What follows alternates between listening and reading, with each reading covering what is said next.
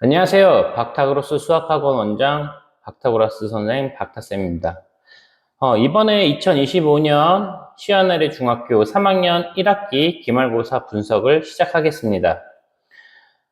지금 이 나오는 자료들은 현재 있는 학생들 뿐만 아니라 앞으로 나올 미래 후배들에게도 도움이 될 수 있는 그런 자료라고 생각을 합니다. 그러니까 여러분들께서 이 자료들을 보고 우리 시원아래 중이 저희 학원 다니는 학생들은 제가 다 설명해주고 어느 정도 난이도로 할지 제가 다 컨설팅해서 문제를 풀고 진행을 하겠지만 학원을 다니지 않는 그런 학생들도 이런 교육에 대해서 그리고 자기가 알고 싶은 궁금증에 대해서 좀 알 수 있는 그런 시간을 되고자 만들었습니다.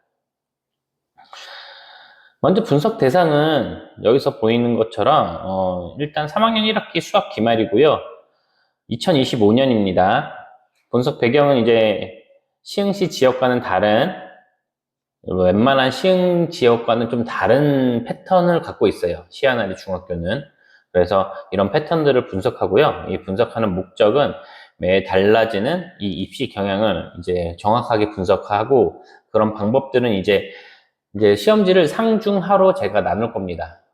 더 자세하게 나누고 싶지만, 그러면은 너무 보기에 불편하니까 일단 상중하로 좀 나눌 거고요. 그거에 대한 추가 설명들은 제가 따로 진행하도록 하겠습니다.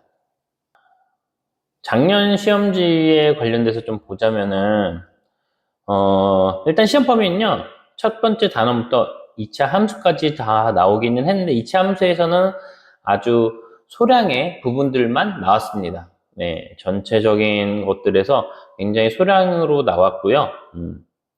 원래 단원이 여기가 y는 ax 제곱인데, 이 제곱인 식 자체가 원래 한 단원으로 치지를 않는데요. 거기 부분까지만 시험에 나온다고 그렇게 설명을 했었습니다. 시험 같은 경우는 작년과 올해 2025년 동일하게 나왔고요. 그래서 25년에도 이렇게 나왔다는 거 참고해 주시면 좋을 것 같아요. 그래서 작년 같은 경우는요, 난이도가 이런 식으로 나왔습니다. 딴 것들 보는 것보다 어차피 저희가 이번 연도랑 작년을 비교하는 거기 때문에 작년에 난이도 합계만 보셔도 좋을 것 같아요. 지금 나온 단원별 합계 수들은 어느 정도 비슷합니다. 그래서 하 난이도는 8개, 중 난이도가 10개, 상 난이도가 6개 이렇게 나왔어요.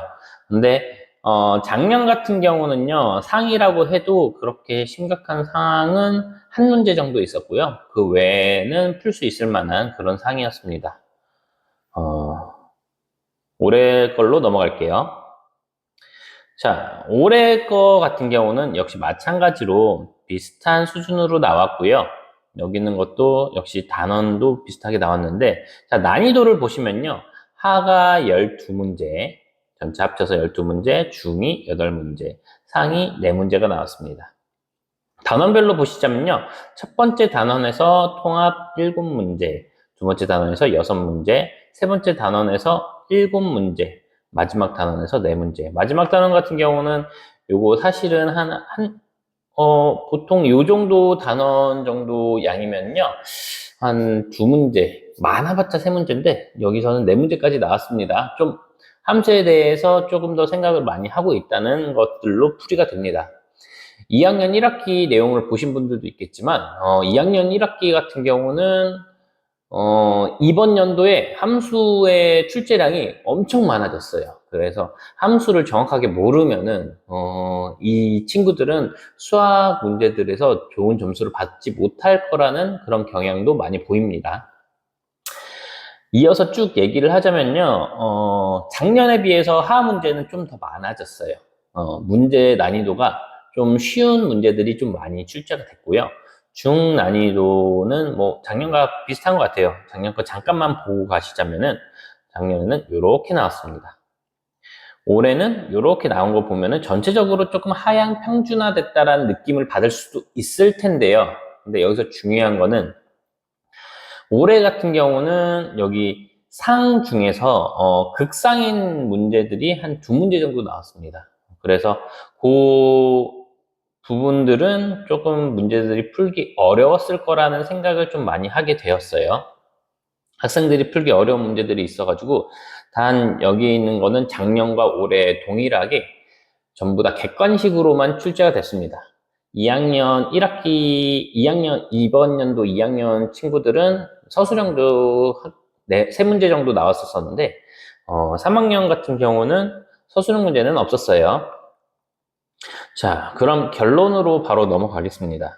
23년과 24년 3학년의 난이도는 원래부터 높았어가지고요. 작년, 재작년과 크게 다르지는 않았다고 할 수도 있는데요. 전체적인 맥락으로 보면 그렇게 되는데요. 극상인 문제가 작년에는 작년은 극상이라고 얘기하기도 어려운 그런 그냥 보통 조금 어려운 문제가 한 문제 정도 나왔었는데 이번 연도에는 두 문제가 그 문제보다 훨씬 어려운 문제들이 두 문제 정도 출제가 됐었어요.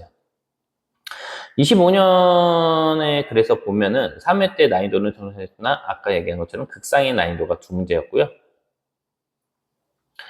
자, 그래서 우리가 이제 앞으로 어떻게 될 것인가 이런 것들에 중요한데 왜 그런지를 생각을 해보면은 수준별로 차이 나는 학생들이 좀 많이 났을 거예요. 3학년 같은 경우. 그래서 그 어느 정도 평균 점수를 좀 높이고자 하려는 모습들이 보여서 쉬운 문제들을 좀 다수 집어넣긴 했어요.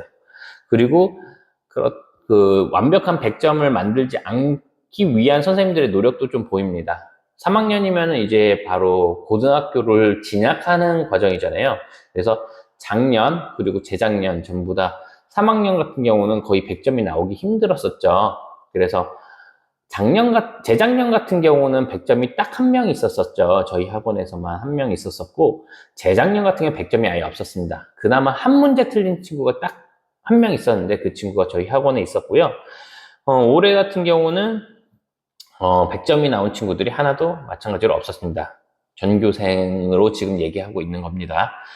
자, 최종 결론으로는 이렇게 시험 문제가 나오면요. 100점을 위해서는 개념은 물론이고 극상인 문제들, 사실 예전에로 얘기했었다면 그런 문제들이 그래서 안 나오고 있을 걸, 앞으로 안 나올 거라고 저희는 예측을 했었는데 이번에 많이 어려운 문제들이 나왔어요.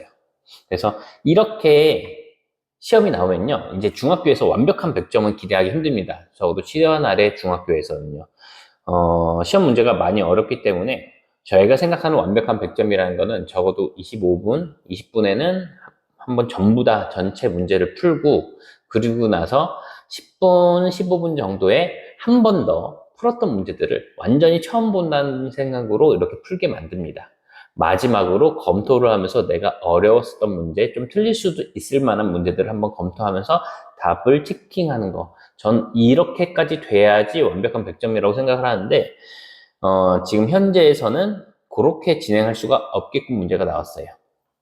시간이 좀 많이 걸립니다. 그래서 전체적으로 중학교 이번 3학년에서는 100점이 전교생에서 없다고 들었어요. 네, 정확하지 않을 수도 있지만 네, 거기는 이런 시험 문제에서 100점을 맞는 거는 저희가 봤을 때 시흥시 전체 지역에서도 잘한다는 학생들을 모아놓고 해도 100점이 나오기는 쉽지 않을 것 같습니다.